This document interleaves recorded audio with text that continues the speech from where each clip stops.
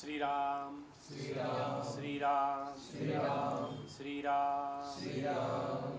सद्गुरुनाथ महाराज की जय। श्री परम पूज्य गगनगिरी महाराज की जय। श्री ब्रह्म चैतन्य गोंदावलेकर महाराज की जय। श्री पद्मावती महालक्ष्मीचा देव श्री वाग्जई माता की जय। श्री योगेश्वरी माता की जय। सब संतन की जय। सब भक्तन की जय। श्री राम श्री राम श्री राम।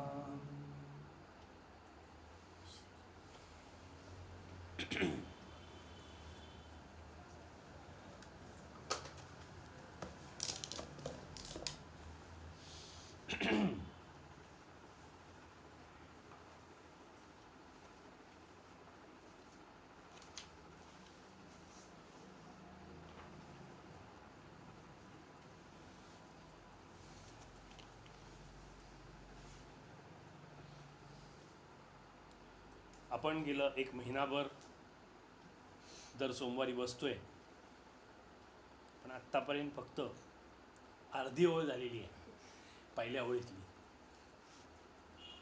आणि आपल्याला असंच पुढं जायचं आहे, कुठेही घाई करायची नाही आहे. आपल्याला काही घाई नाही आहे. आपण टेंबेस्वामींचं गुरुचरित्र हे माध्यम घेतलेलं आहे, त्याद्वारे आपल्याला आत्मज्ञानापर्यंत वाटचाल करायची. त्याकरता मागच्या वेळेला मी एक विशेष ध्यान तुम्हाला समजावून सांगितलं होतं.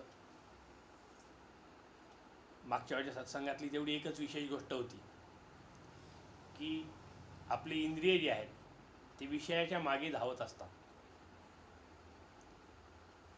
पण कधीच डोळे दृश्यापर्यंत पोचत नाही. डोळ्यांची एक विशिष्ट मर्यादा आहे. डोळ्यांवर जे किरण पडतात ते 1.0 सेकंदाच्या आतली जी किरण आहेत, 1.0 सेकंदाच्या आतल्या ज्या प्रतिमा आहेत त्या व्हॅनिश होतात, अदृश्य होतात, त्या आपल्याला कळत नाही. 1.0 सेकंदाच्या पुढच्या मात्र प्रतिमा सगळ्या आपल्याला समजत असतात. आणि त्या कशा समजतात हे मागं सांगितलं तुम्हाला. पण डोळा तिथपर्यंत जात नाही, डोळ्यामध्ये ते विषय येतात. डोळ्यामध्ये ते विषय आल्यानंतर आयुर्वेदियन विचारधारेनुसार ते विषय जे आहेत ते विषय इंद्रियाकडे आल्यावर इंद्रिय ते मनाकडे सोपवतं, मन बुद्धीकडे सोपवतं, बुद्धी जीवाकडे सोपवते, जीव आत्म्याकडे सोपवतो, आणि आत्मा निर्णय घेतो की हा अमोल दाते आहे, हा अमोलचंद नाही. आणि मग त्याचा निर्णय जो आहे तो डोळ्यापर्यंत पोचतो. हे सगळं 1.0 सेकंदात घडतं. किती विचित्र आहे शरीर, की ऐकतानाही अशाच क्रम घडतो, चव घेतानाही असाच क्रम घडतो, वास घेतानाही असाच चव घडतो, स्पर्श घेतानाही असाच क्रम घडतो. आणि या सगळ्यामध्ये एक संगत वार्ता आहे. असं होत नाही की विहंगकडे पाहता पाहता आपल्याला दिल्लीचं मोदींचं भाषण ऐकता येतं, किंवा दिल्लीचं भूषण ऐकता ऐकता सापाचा स्पर्श जाणवतोय, किंवा हे सगळं करता करता संडासची दुर्गंधी येते, किंवा हे सगळं करताना कानात कुठल्या तरी बाईचा आवाज येतोय, गाणं ऐकायला येत आहे. पण असंही होऊ शकतं. जेव्हा आत्मज्ञान होतं त्याला अष्टावधानी म्हणतात, की सगळी इंद्रिय एकाच वेळेला काम करायला लागतात. पण हे सर्व सामान्य नाही, हे विशेष आहे, हा प्रभाव आहे, हे वेगळं आहे, हे सगळ्यांना अशक्य आहे. सगळ्यांना हे शक्य केव्हा आहे, जर त्यांनी साधना केली तर. त्यामुळे इथं येऊन नुसतं सोमवारी ऐकलं की आत्मज्ञानी होईल असं नाही आहे. त्याच्याकरता साधना केली पाहिजे. तुम्हाला सगळ्यांना मंत्र मिळालेला आहे. ईश्वर कृपेने तुमच्या गुरुनी तुमच्यावर काही बंधनं टाकलेली नाही. पण बंधनं टाकली नाहीत याचा अर्थ तुम्ही वाटेल तसं भरकटावं असं नाही. तुम्ही तुमच्या आहारावर, विहारावर, विचारांवर नियंत्रण ठेवणं आवश्यक आहे. आणि हे सगळं करत असताना तुमच्या कौटुंबिक जबाबदाऱ्या मी पार पडतोय ह्याची तुम्हाला जाणीव व्हायला पाहिजे, तर तुम्ही आत्मज्ञानाकडे वळाल. नाहीतर तुम्ही त्याच्यातच गुरफटून राहाल. हा एवढा मोठा व्याप आहे अनेक जन्मापासूनचा, की कुठल्या जन्मातले आपण कुठले भाऊ असतो, कुठल्या जन्मातल्या बहिणी असतात, कुठल्या जन्मातली मुलं असतात, कुठल्या जन्मातली बायको असते, कुठल्या जन्मातला नवरा असतो. आणि हे सगळं जर आपल्याला कळलं तर आपण जगूच शकणार नाही. आपल्याला जगताच येणार नाही. माझ्याकडं साधारणपणे 88 साली एक नवरा बायकोचं जोडपं आलं होतं आणि त्यांच्या लग्नाला 2 वर्ष झाली होती आणि त्यांनी त्या बाईला हातही लावलेला नव्हता. नाडी पाहिल्यावर सगळं चित्र माझ्या लक्षात आलं. मी त्या माणसाला म्हटलं बाबा रे, तुझ्या बायकोला आज रात्री माझ्याकडे पाठवून दे म्हणलं, आणि समजा तुला काही पैसे पाहिजे असतील तर मी तुला पैसे द्यायला तयार आहे. तर काय बोलताय तुम्ही म्हणतो, चिडला माझ्यावर. म्हटलं नाही, खरंच माझ्याकडे पाठवून दे, तुला काय पैसे पाहिजे असतील तर मी द्यायला तयार आहे म्हणलं. बोलताच येईना त्याला. तिघच जण होतो आम्ही केबिनमध्ये, आणि आमची पुण्यातल्या नारायणपेठेतल्या दवाखान्याची केबिन एवढीच होती. जेमतेम 2 माणसं बसतील आणि मी बसेन आणि औषधाची बॅग बसेल, एवढीच केबिन होती. आणि बाहेर बसायलाही अशी एवढीच जागा होती. त्यात 5-6 माणसं बसायची, जिन्यात 20-25 माणसं बसायची. पण त्याही जागेत माझा उत्तम दवाखाना चालला होता. सकाळी मी 8:30, 9, 9:30पर्यंत जाऊन बसायचो आणि रात्री केव्हा तरी 10:45पर्यंत दवाखाना चालू असायचा. 11ला शेवटची गाडी म्हणून मी धावत पळत त्या गाडीला कसं तरी गाठायचो. तर त्या माणसाला बाईला असं म्हणल्यानंतर ती जी बाई होती ती अशी खाली मान घालून बसली आणि तो पुरुष भयंकर वैतागला. मग म्हटलं बाबा काय अडचण काय आहे म्हणलं, तुला जर लग्न करायचं नव्हतं तर तू ह्या पोरीचं वाटोळं का केलंस म्हणलं. नाही, मी एका ज्योतिषाकडे गेलो होतो म्हणला, आणि मला त्यांनी असं सांगितलं की ही तुझी गेल्या जन्मातली बहीण आहे. मग म्हटलं बहिणीकडं कसं अशा नजरेने पाहायचं. म्हणलं म्हणून तर मी तुला म्हणलं ना, ही माझी गेल्या जन्मीची बायको आहे, माझ्याकडं काय पाठवायला हरकत आहे म्हणलं आज रात्री. मी ज्योतिषांचा ज्योतिषी आहे म्हणलं, बाप आहे सगळ्यांचा मी. त्याला बोलताच येईना.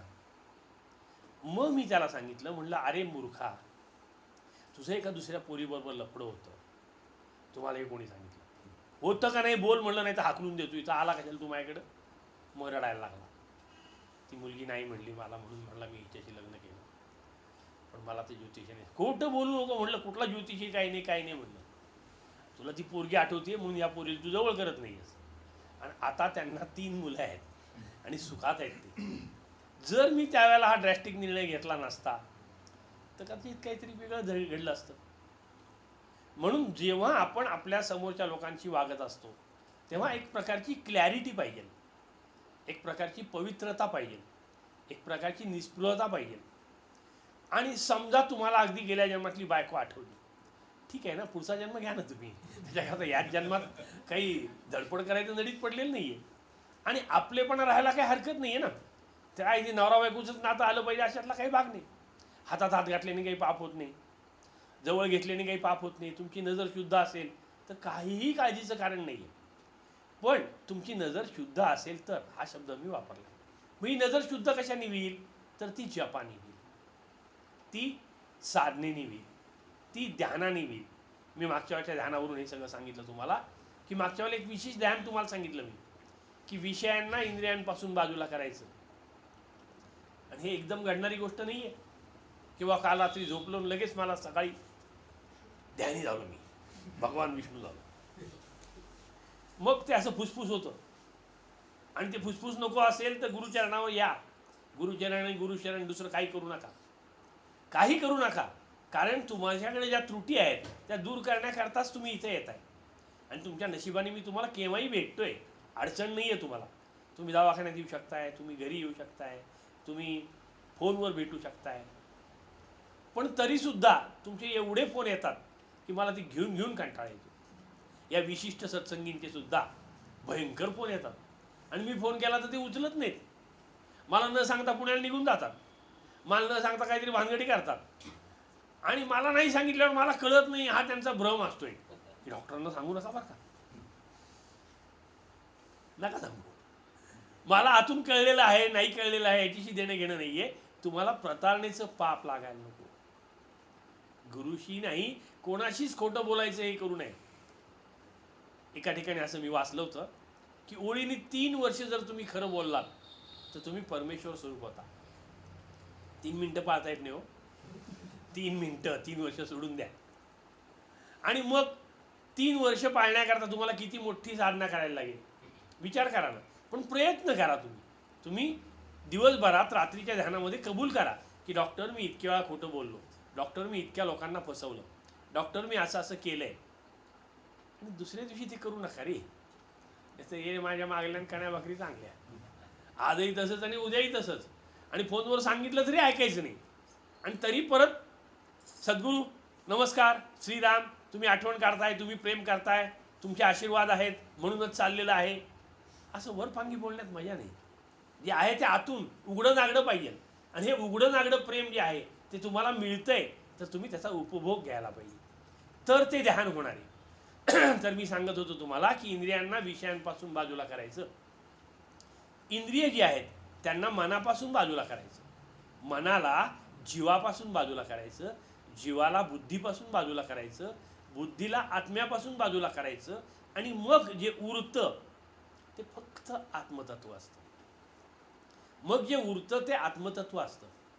एक माझ्याकडं साधू आले होते आणि ते साधू मला म्हणले, अहो मी एक 8 दिवसापूर्वी ध्यानाला जाऊन बसलो होतो आणि मला खालती जमिनीवर ध्यान लागे ना, म्हणून मी एका झाडावर ध्यानाला जाऊन बसलो आणि पडलो म्हणले मी. पण झाडावर पण मी होतो, खालती पण पडलो होतो म्हणले. किती अत्युच्च ध्यानाची अवस्था असेल विचार करा. झाडावर पण मी होतो, खालती पण मी पडलो होतो. तर म्हणले ते काय आहे ते तुमच्याकडे मी विचारायला आलो. म्हणलं अहो तुम्ही जेव्हा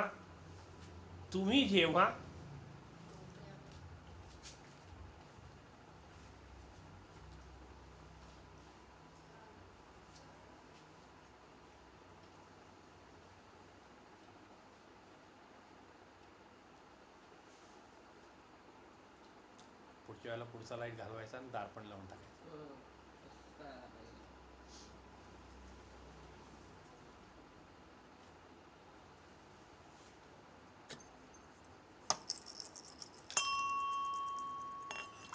दार लावून घे मारती ते नव्हे पुढचं.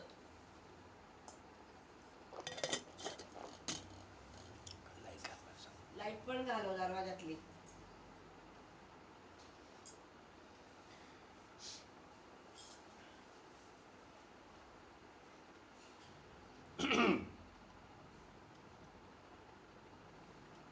Light घालव, light दारातली. दारात लाईट नसली मुळे येणार असते.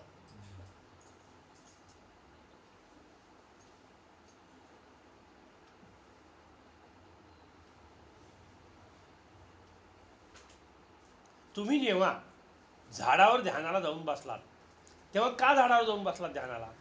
ते म्हणले अहो आम्ही जेव्हा जमिनीवर बसतो तेव्हा कंबलासन घ्या, पाठ घ्या, घोंगडी घ्या, व्याघ्राजीन घ्या, काहीही जरी घेतलं तरी पृथ्वीचं एवढं गुरुत्वाकर्षण आहे की आमचं ध्यानच लागत नाही. आपल्याला एरवी काय वाटतं की ध्यान का लागत नाही, तर आपले विचार आहेत म्हणून. पण खरं मुख्य कारण काय आहे, तर हे विचार येतात कसे याचा तुम्ही अभ्यासच करत नाही. हे विचार येतात कसे याचा तुम्ही अभ्यासच करत नाही. आपण जेव्हा लहान 1 वर्षाचे होतो तेव्हापासून आज जे 60 वर्षाची झालेले आहोत, ती 60 वर्ष कशी तयार झाली आहेत, तर जेव्हा जेव्हा आपण जमिनीवरून चालतो, गाडीमधून जातो, गाडीत बसलेलो असतो, विमानात बसलेलो असतो, तेव्हा आपल्या अख्ख्या शरीराला पृथ्वी माता खेचत असते. कारण आपण पृथ्वीतूनच वर आलेलो आहोत. फक्त झाडच जमिनीतून वर येतात असं नाही, आपण पण पृथ्वीतूनच वर येतो. म्हणून दत्तात्रेयांनी पृथ्वीला गुरु केलेला आहे. दत्तात्रेयांचे जे 24 गुरु आहेत त्याच्यात पृथ्वी माता एक गुरु आहे.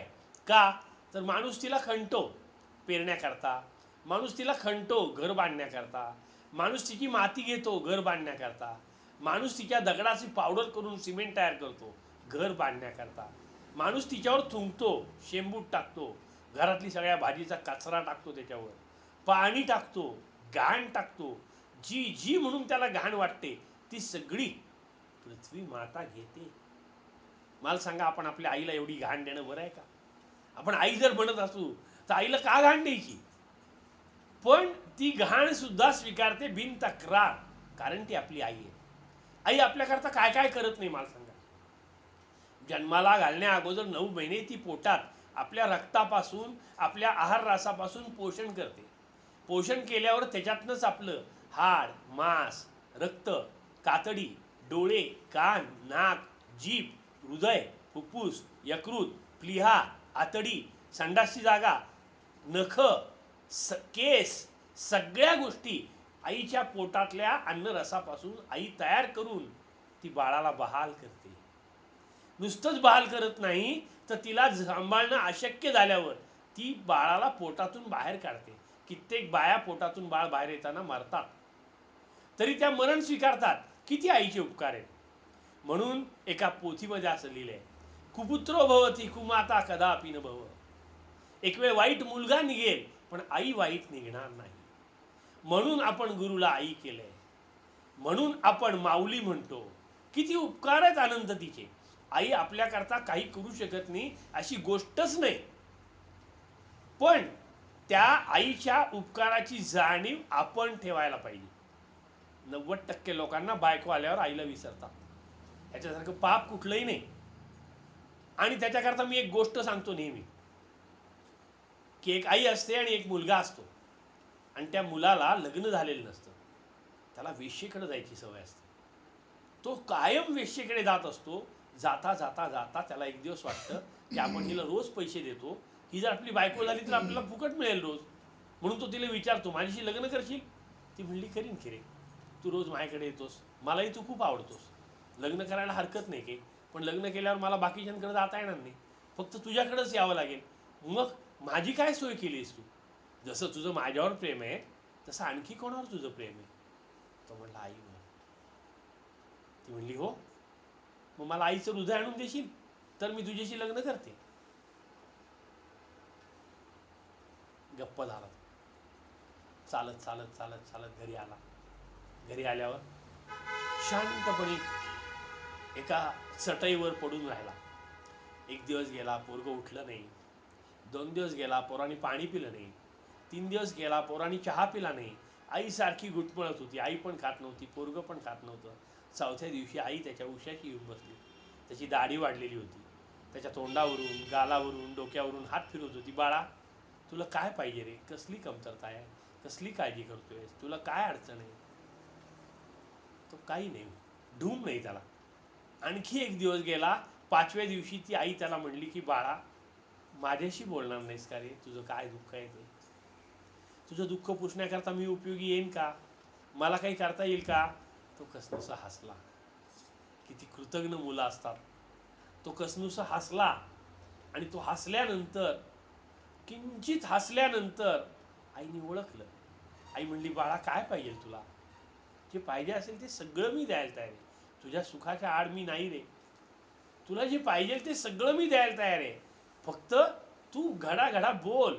असा मुका होऊ नकोस, आजारी राहू नकोस, दुःखी राहू नकोस. तुझी सगळी दुःख मला मिळू देत. आईच प्रार्थना करते असं नाही बरं. माझा तो मित्र अजून कोल्हापूरमध्ये आहे, डॉक्टर नवीन घोटणे. खूप श्रीमंत होता आणि माझ्याकडे 18-20 दारिद्र्य होतं. त्यावेळेला मी जोगेश्वरीजवळ प्रार्थना केली होती. मी आणि तो जोगेश्वरीच्या पाया पडायला गेलो होतो. तो वरवरून पाया पडत होता, मी आतून पाया पडत होतो. मी म्हणलं, आई, या नवीनची सगळी दुःख मला दे आणि माझी सगळी दुःख त्याला दे. माझी सगळी सुख त्याला दे आणि त्याची सगळी दुःख मला दे, पण त्याला दुःखाचा स्पर्श करून देऊ नकोस. तो भाग्यवान आहे, त्याला त्रास होईल असं वागू नकोस. आई, तुझी कृपा राहू दे. मित्राकरता अशी प्रार्थना करणारा मित्र मिळायलाही भाग्य पाहिजे. सहज घडणारी गोष्ट नाही. मी आहे अजून आणि तोही आहे, त्यालाही जाऊन विचारू शकता तुम्ही. माझ्याकरता त्याचाही जीव तिळतिळ तुटतो, त्याच्याकरता माझाही तिळतिळ तुटतो. फक्त त्याचा आता पैसे सोडून माझ्याकडे जरा कमी जीव तुटतो आणि मला पैसे लागत नाहीत. माझा जीव त्याच्याकडे घाण टाकायला मी केव्हाही तयार असतो.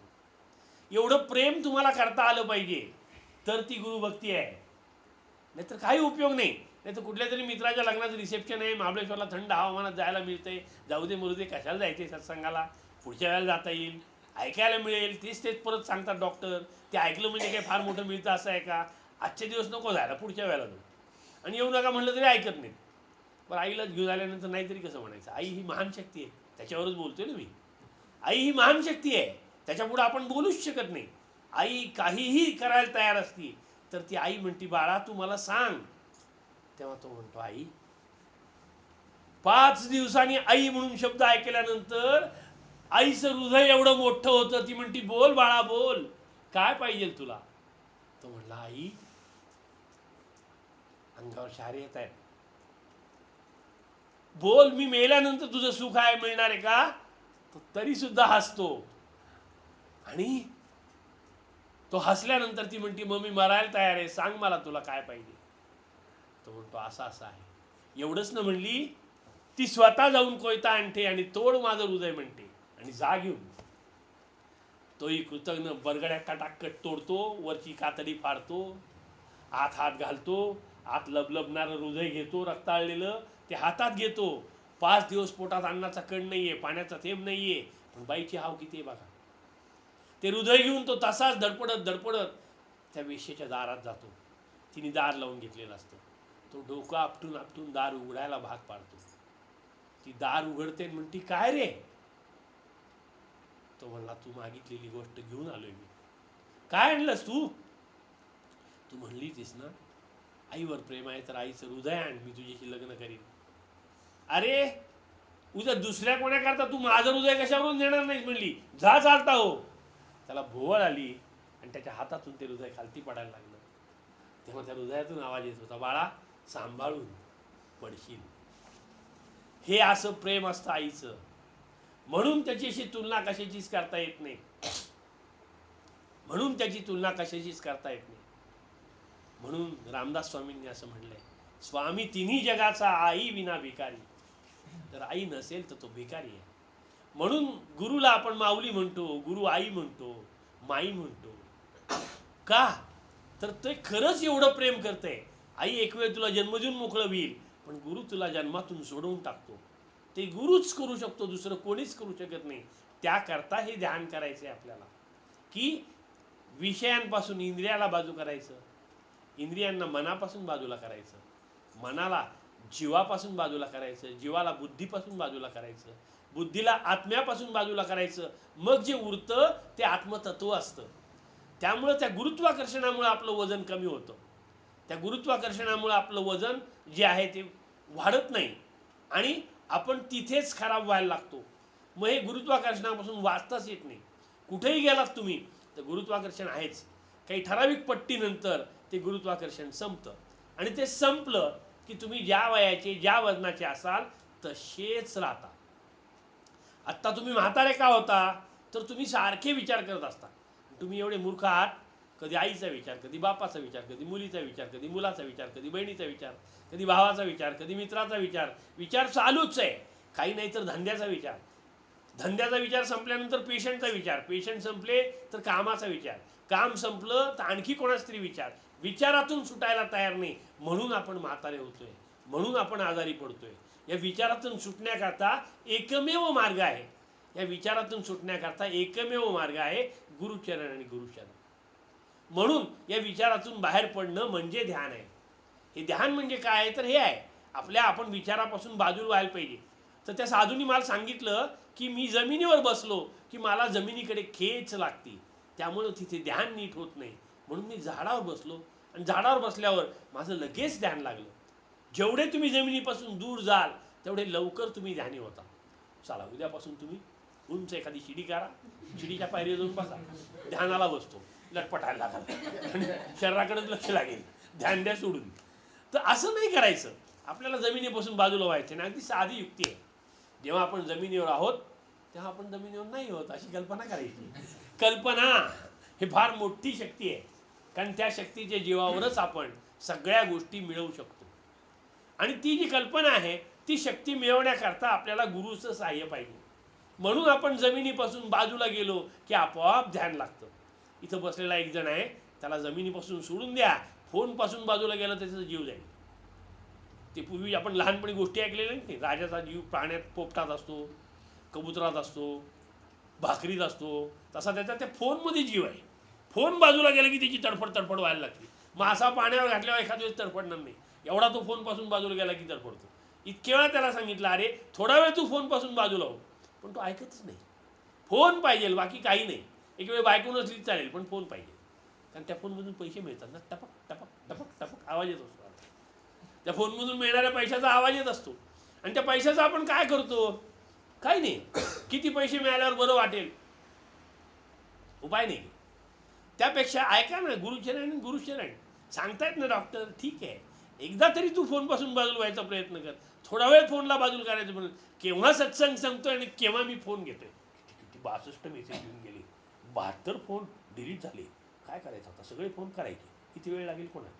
असे डोळे बाजूला करतात. डोळ्याला 50 वेळा चष्मा लागेल आणि गोलस्पॉटचा चष्मा लागेल, तरी पण हे विचार संपणार नाहीत. म्हणून फोनपासून बाजूला व्हायचं आहे, म्हणून विचारांपासून बाजूला व्हायचं आहे. विचारांपासून बाजूला झालो की फोनपासून बाजूला झालोच, कारण फोनमधून विचारच येणार आहेत आपल्याला.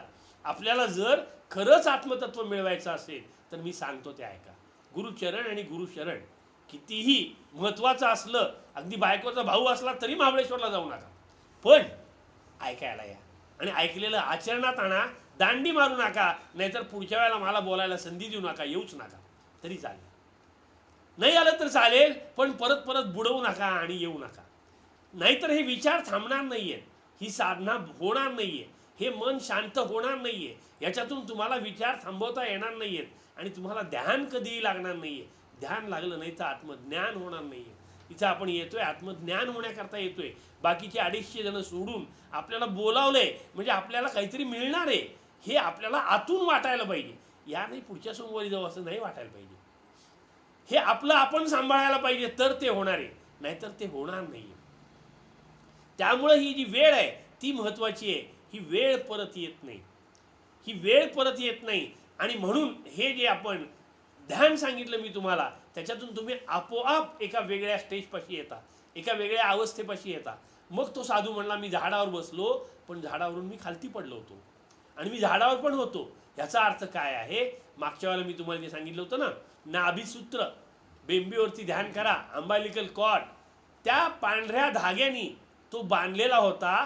तो झाडावर बसल्याबरोबर ध्यानी झाला आणि तो झाडावर बसलेला असताना तो तिथेच सूक्ष्म शरीराने राहिला आणि त्याचं जे बाह्य शरीर, स्थूल शरीर जे होतं ते जमिनीवर पडलं. पण पडताना त्याला बेंबीपासूनचा धागा धरून राहिलेला होता आणि तो धागा राहिलेला असल्यामुळे तो जमिनीवर पडला आणि हे वरून त्यांनी पाहिलं, आपणच खालती पडलोय हेही पाहिलं आणि त्याला खरचटलं सुद्धा नाही. तो त्याच्या शरीराकडे पाहत होता, जसा मांडी घातलेला होता तसाच तो खालती पडला आणि तो खालती पडल्यानंतर तो खालच्या शरीराकडे पाहत होता आणि ते पाहत असताना जेव्हा तो परत शरीरात आला तेव्हा तो माझ्याकडे आला की हे काय झालं मला सांगा. तर अगदी साधं सूत्र होतं, साधं उत्तर होतं की तो जेव्हा वर गेला तेव्हा, जेव्हा तो ध्यानात गेला तेव्हा त्याचं शरीर जे आहे त्याच्यातलं भान त्याचं निघून गेलं, तो निर्भान झाला. आणि आपल्याला जर असं व्हायचं असेल तर आपण प्रयत्न केला पाहिजे, नाहीतर आपला मुलगा इथेच राहिला आहे आणि आपण मुलीला फोन करून कळवतोय की मनोज येईल बरं का, इथून निघालेला आहे, उपयोग नाही. इथले इथं तो आहे हे सुद्धा आपल्या लक्षात नाही आलं तर ध्यान करून काय उपयोग आहे, आत्मज्ञान होऊन काय उपयोग आहे. हे आत्मज्ञान होण्याकरता आपण भानावर यायला पाहिजे आणि निर्भान व्हायला पाहिजे. भानावर येणं आणि निर्भान होणं हे दोन्ही शक्य आहे.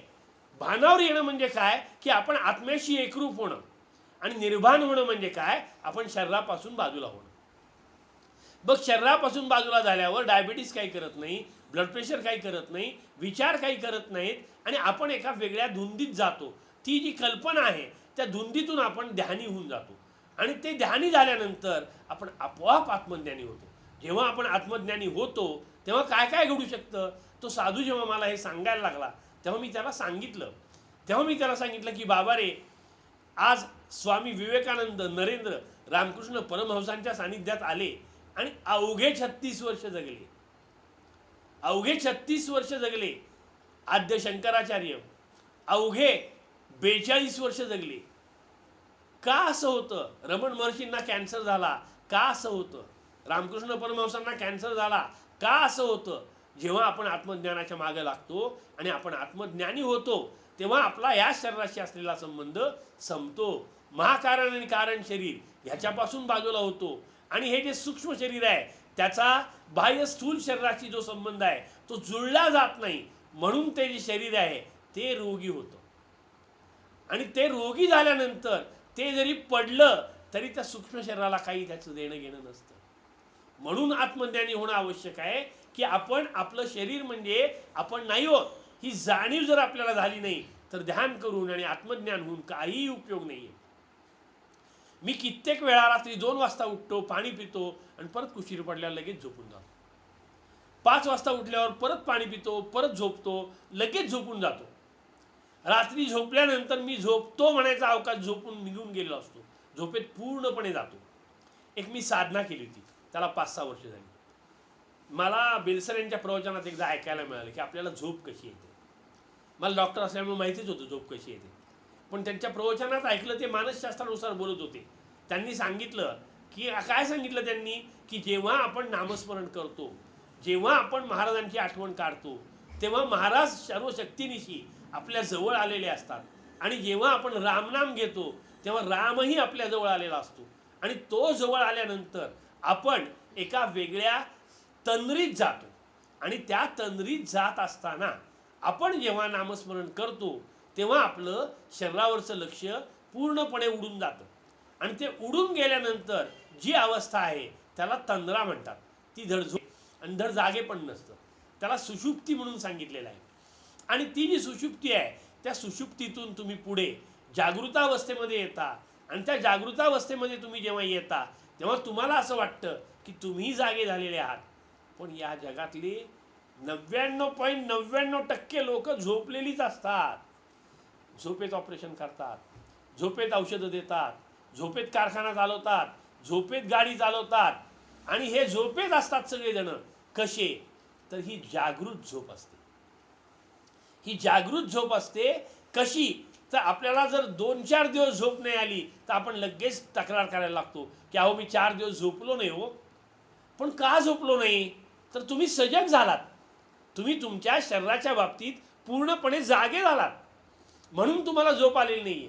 मग शरीराच्या बाबतीत तुम्ही जसे जागे होता, तुम्हाला जसं वाटतं असं की हे जे शरीर आहे या शरीराचं काय होणार आहे, पुढं काय होणार आहे, मागं काय झालेलं आहे, आपण कुठपर्यंत आलेलो आहोत, आपल्याला कसं जायचंय, आपल्याला कुठं पोचायचंय, हे जे विचारांची मालिका आहे ती तुम्हाला झोपेतून बाजूला काढून टाकते. म्हणून तुम्हाला झोप येत नाही. आणि हे विचार करून तुम्हाला मिळतं काय, काही मिळत नाही. तुम्ही जर इथे ध्यान आत्मज्ञान प्रवचन चालू असताना सुद्धा झोपताय तर रात्री अंथरुणावर पडल्यावर का झोपत नाही. कारण एकच आहे की अंथरुणावर पडल्यावर तुम्ही जागे होता आणि इथं तुम्हाला झोप येते. इथे का झोप येते तर इथे बोर होते ना, बळजबरीने बांधून ठेवले ना, महाबळेश्वरला जाता येत नाहीये ना, म्हणून झोप येते इथे. आणि तिथे का झोप येत नाही तर तिथे आपल्याला तळमळायला होतं. हेमामालिनी आठवत असते, पैसे आठवत असतात, खायचे पदार्थ आठवत असतात, आपल्याला स्वप्न पडतात.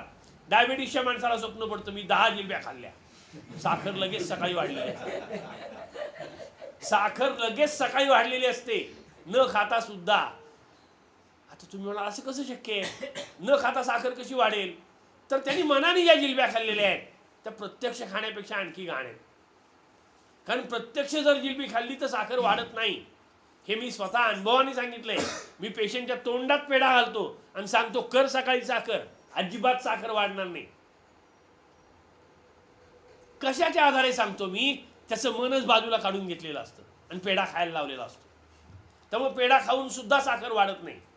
पण तो पेढा तोंडात गेल्यावर मला डायबिटीस आहे, डॉक्टरांनी पेढा घातलाय, मला डायबिटीस आहे, मला डॉक्टरांनी पेढा घातलाय, मग साखर वाढणारच. अरे डॉक्टर काही वैरी आहेत का तुझी, डॉक्टर घालतायत तर खा ना. जर माणिक प्रभूंनी मटण खाल्लं दत्तांनी दिलेलं तर आपल्याला पेढा जाऊ नये डॉक्टरांनी दिलेला, आणि त्यावेळेला डायबिटीस वाढतो. बाकी सगळ्या गोष्टी आठवत असताना डायबिटीस नाही वाढत, बाकी सगळ्या गोष्टी करताना डायबिटीस नाही वाढत. का नाही वाढत, कारण त्या करताना आपण जागे असतो ना, आणि हे करताना आपण झोपलेलो असतो, हे करताना आपण झोपलेलो असतो. माझ्याही बाबतीत असं घडलं होतं. मला शुक्रवारचा उपास होता आणि डॉक्टरांनी पेरू दिला आणि मी कडक उपास करायचो, अजिबात पाणी सुद्धा प्यायचो नाही. आणि त्यांना वाटायचं उदय उपाशी आहे, दिवसभर काम करतोय आणि आपण त्याला का खायला द्यायचं नाही, कसला आलाय देवीचा उपास, हा आईचा उपास आहे, आई तळमळत नाही का तिची हा उपाशी राहायला म्हणून, मग हा उपास का करतोय, म्हणून ते मला सारखा आग्रह करायचे. आणि मग मला त्यांनी विचारलं एक दिवस की तू पेरू खात नाहीस आणि तुला दुसरी एखादी गोष्ट दिली तर ती तू घेतोस. याचा अर्थ काय की माझी साखर, माझा डायबेटीस, माझं शरीर तुमच्या सगळ्यांवर अवलंबून आहे. तुम्ही विचार करा की डॉक्टर मेले तर चालतील का, म्हणून मग तुम्ही खाताना विचार करा, म्हणून मग तुम्ही काहीतरी देताना विचार करा, म्हणून मग तुम्ही महाबळेश्वरला जाताना विचार करा, मग नात्यापुत्याला जाताना विचार करा, पेढा खाताना विचार करा. आणि तुमच्या ह्या विचारांनी मी मरणार आहे. मला एक दिवस आशा म्हणली होती, अहो तुम्ही एवढा विचार करताय त्या योगेश भैरटचा, एखाद्या दिवशी त्याच्यामुळे तुम्हाला हार्ट अटॅक येईल म्हणली, तो जाण्या अगोदर तुम्ही जाल. एवढा विचार करणारा माणूस तुम्हाला जर भेटलाय तर तुम्ही तो टिकला पाहिजे असा विचार का करत नाही. म्हणजे मी जायला तयार आहे, मला काय मरणाचं भय नाहीये, मी केव्हाही जायला तयार आहे आणि केव्हाही परत यायला तयार आहे. तुम्ही मला मारलात तरी सुद्धा मी परत येऊ शकतो, हे मला माहिती आहे, कारण ते माझ्या हातात आहे. तुम्हाला मात्र मला मारल्याचं दुःख जन्मजन्म छळत राहील, ते व्हायला नको. म्हणून ही आईची माया आहे की तुम्ही असं करू नका रे, तुम्ही प्रेम करा, खरं प्रेम करा, प्रेमाचा अर्थ समजून घ्या. ती आई आहे, ते तुम्हाला कळू दे, त्या आईचं प्रेम तुमच्या लक्षात येऊ देत. तर ते तुम्हाला सांगत होतो. त्या साधूला मी सांगितलं की तुझं जे सूक्ष्म शरीर आहे ते तसंच वर होतं, त्यामुळं तुझ्या स्थूल शरीरातून त्या जे नाभीसूत्र आहे, बेंबीचा तो धागा आहे, तो खालती आला श्वेतसूत्र, आणि त्यामुळे तुझं शरीर खालती पडलं आणि तुझं सूक्ष्म शरीर वर होतं.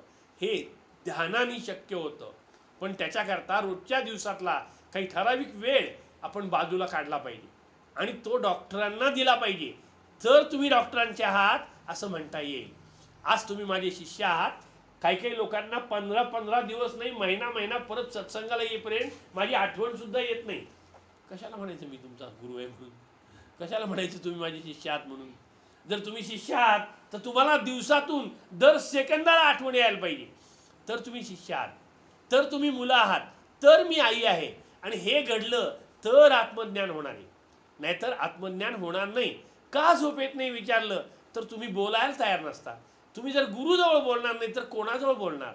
आणि मग तुम्हाला झोप नाही आली तर गुरुचा गुन्हा आहे का शिष्याचा गुन्हा आहे, हा तुमचा तुम्ही विचार करायला पाहिजे. तर त्या जेव्हा साधूंनी मला सांगितलं तेव्हा मी म्हणलं हे ध्यान आहे, बाकी काही नाही. ही ध्यानी अवस्था आपल्याला येण्याकरता आपण प्रयत्न केला पाहिजे, त्याकरता नामस्मरण केलं पाहिजे. आणि हे नामस्मरण जे आहे ते कसं करावं हीच ओळ आत्ताची आहे. आत्ताच्या ओळीमध्ये मी मागच्या वेळेला थांबलो होतो. श्रीमान विष्णू महादेव गणपती सूर्य देवी आदी रूप धारण करणारा दत्तात्रेय वस्तुतः जन्मादिरहित आहे. त्यावेळेला मी तुम्हाला जन्म म्हणजे काय सांगितलं होतं, आदिरूप म्हणजे काय सांगितलं होतं, आणि हे आदिरूप कोण धारण करतंय तर दत्त धारण करतायत. हे दत्तच गणपती आहेत, हे दत्तच विष्णू आहेत, हे दत्तच महादेव आहेत, हे दत्तच गणपती आहेत, हे दत्तच देवी आहेत, हे दत्तच सूर्य आहेत, आणि हे दत्त दत्तही आहेत. का, कसे, तर ह्या दत्तांना जन्मच नाहीये, जन्मादी रहित आहेत ते, त्यांना जन्मावं लागत नाही. त्यांना आत्रिसूत म्हणतात, पण ते निर्गुण निराकार आहेत. त्यांना आकार नाहीये, त्यांना पाहिजे तो आकार ते धारण करू शकतात. म्हणून त्यांनी 24 गुरु केलेले आहेत. पृथ्वी मातेला त्यांनी कसं गुरु केलं हे मी तुम्हाला मगाशी समजावून सांगितलं.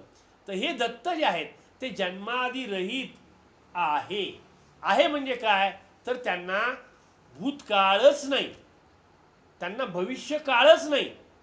आज आपल्या सगळ्यांच्या दुःखाचा, धंद्याचा, पैशाचा जर विचार केला तर तुम्ही आजारी का आहात, तुमचं दुःख काय आहे, तुमची अडचण काय आहे, याचा तुम्ही विचार करा. तुम्हाला आत्ता काहीच अडचण नाहीये, तुम्हाला आत्ता काहीच अडचण नाहीये. तुमची काल अडचण होती, तुमची उद्या अडचण आहे, पण आत्ता अडचण नाहीये. आणि आत्तामध्ये दत्त आहे, आत्तामध्ये दत्त आहेत, म्हणून दत्तांना अडचण नाहीये, म्हणून दत्त निर्गुण निराकार आहेत. दत्त आहेतच. दत्त आहेत म्हणजे काय की दत्तांना नाहीये माहीत नाही, दत्त होते माहीत नाही, दत्त आहेतच. दत्त नाहीयेत अशी जागाच नाही, म्हणून दत्त जन्मादिरहित आहे असं त्यांनी सांगितलं. वस्तुतः, वस्तुतः म्हणजे काय त्यांनी सांगितलं की हा नियमच आहे की दत्त नाहीयेत असं होतच नाही, दत्त नव्हते असं होतच नाही, दत्त येणार नाहीयेत असं होतच नाही. दत्तांना कुठलाही काळ, बंधन रहित नाही. ते आहेत, ते कालातीत आहेत, काळाच्या पलीकडे ते आहेत, म्हणून ते वेळेत बसत नाहीत. म्हणून वेळेबाहेरचा माणूस तुमचा गुरु आहे. म्हणून त्याला वेळेत बांधू नका. त्याचा फोन आला तर भाषण सोडून मी कॉफी पाजायला येतो असं म्हणू नका, कारण तो वेळेतच नाहीये हो. त्याला वेळ नाहीये. तो केव्हाही रात्री 2 वाजता तुमच्याकडे येईल, तुम्ही दार उघडून त्याचं स्वागत करायला पाहिजे. तो सकाळी 1 वाजता तुमच्याकडे येईल, तुम्ही दार उघडून त्याचं स्वागत करायला पाहिजे. तो सकाळी 7 वाजता तुमच्याकडे येईल, तुम्ही त्याचं स्वागत करायला पाहिजे, कारण तुम्ही बांधील आहात. त्या स्वागतामध्येच तुमचं पुरुषार्थ आहे. आणि तो जर तुम्हाला करता येत नसेल तर तुम्ही शिष्य म्हणून घ्यायच्या लायकीचे नाही आहात. तर तुमची लायकी सिद्ध करायची का नाही हे तुमचा विचार तुम्ही करा. म्हणून वस्तुतः म्हणजे काय, त्यांना सापेक्षतेने सांगायचे. सापेक्षतेचा सिद्धांत न्यूटननी मांडला पहिल्यांदा, म्हणून आपल्याला सापेक्ष कळलं, म्हणून आपल्याला तुलना कळली. आणि न्यूटननी सांगण्या अगोदर आपलं जे ज्ञान आहे ऋग्वेदानुसार ते 4 प्रमाणांनी आपल्याला कळतं. ही 4 प्रमाणं कुठली आहेत तर प्रत्यक्ष, अनुमान, उपमान आणि शब्द. प्रत्यक्ष म्हणजे इंद्रियांनी कळतं ते, अनुमान म्हणजे ह्याच्यासारखं हे असावं असं वाटतं ते, उपमान म्हणजे हे ह्याच्यासारखं आहे. हे जे उपमा आहे हे सापेक्षतेने भरलेलं आहे. हे न्यूटननी फार नंतर सांगितलं, त्याच्या अगोदर ऋग्वेदात आहे. पण हे ऋग्वेदात जे आहे ते आपल्याला माहीत नाही, आपण ते जगाला देत नाही. ऋग्वेदातलं फक्त भारतापुरतं मर्यादित राहतं, हिंदुस्थानपुरतं मर्यादित राहतं, ते अमेरिकेपर्यंत पोचत नाही. म्हणून ग्रीनिज बुकमध्ये त्याची नोंद होत नाही. ग्रीनिज बुकमध्ये विष्णूला माहीत नाही, ग्रीनिज बुकमध्ये शंकर माहीत नाही, ग्रीनिज बुकमध्ये ब्रह्मदेव माहीत नाही. आणि मग केव्हा तरी ब्रह्मदेव नावाची शक्ती आहे हे जेव्हा आपल्याला इंग्लंडचा एखादा बादशाह सांगतो तेव्हा आपण हो म्हणतो, एखादा अमेरिकन रिटर्न सांगतो तेव्हा आपण हो म्हणतो. पण हे जे आहे हे आपल्याला पूर्णपणे माहिती आहे की दत्त हे वस्तुतः जन्मादिरहित आहे. आहे म्हणजे आहेच, नाही असं नाहीये. हे मी तुम्हाला मागं ब्रह्म्याचे घटक समजावून सांगताना सांगितलं होतं. चैतन्य, बुद्धिमान, बोध, प्रकाश आणि अस्तित्व, हे 5 घटक नाहीयेत असं होत नाही. आपण अस्तित्वात आहोत, आपण अस्तित्वात असणार आहोत, आपण अस्तित्वात होतो, आपण आहोतच. होतो आणि असणार आहोत ह्या नंतरच्या गोष्टी आहेत. त्यामुळे आपल्याला काळाच्या पलीकडे जायचं असेल तर गुरुचरण आणि गुरुशरण साधी सेवा आहे. ती जर तुम्हाला जमली नाही तर मग तुमचं कल्याणच होईल, कोट कल्याण होईल. तर दत्त वस्तुतः जन्मादिरहित आहे. आहे म्हणजे काय तर आहेच, नाही हा शब्दच माहीत नाही. हे तुम्हाला जर उदाहरणाने समजावून सांगायचं झालं तर असं सांगता येईल की एकदा परमात्म्याकडे अंधार ओरडत ओरडत गेला आणि म्हणला काय करू, माझ्या मागं सूर्य लागलाय आणि तो सूर्य एवढा लागलाय माझ्या मागं की तो आला की मला पळूनच जावं लागतं. आणि मग तो पळून मी जातो, तो जिथं जाईन तिथं येतो आणि मग मला नष्ट व्हावं लागतं. आणि तुमच्या सृष्टीमध्ये मला कोणीतरी नष्ट करावं याला काही अर्थ आहे का. परमात्मा म्हणला ठीक आहे बाबा, तू म्हणतोस तसं मी मानतो. आणि मग मी सूर्याला आता विचारतो की का तू त्या अंधाराच्या मागं लागलायस.